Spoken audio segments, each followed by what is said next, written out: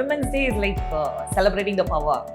Every woman out there is really unique and talented. It is how they take up the responsibility to take every single opportunity and being successful.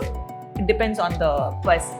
It is a reminder that every woman is capable to create, change and inspire. Yeah, for me, Women's Day is specially meant to give rewards for their achievements and recognize their women's freedom and their success opportunities. I've been a teacher, head of the center, coordinator for preschools, and now as head for Hegro India. Out of all the roles, I enjoyed all the phases of my career. First certified trainer from Japan is what makes me so happy and rewarded. I'm feeling fulfilled that my work has meaning and purpose.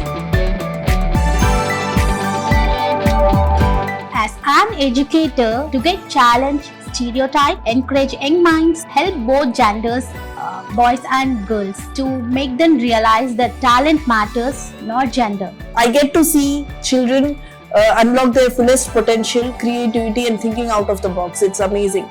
Shaping young minds and seeing them grow and thrive every day. Being a woman in my field, making differences and inspiring others.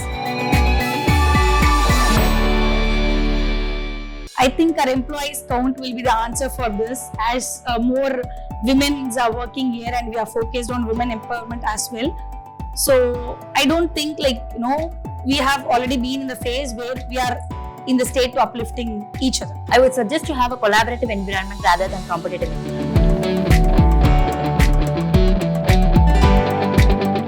Freedom is already there. There is no cage around you. It is up to you to take up the freedom. So when you take up the freedom, be responsible enough and be safe and responsible.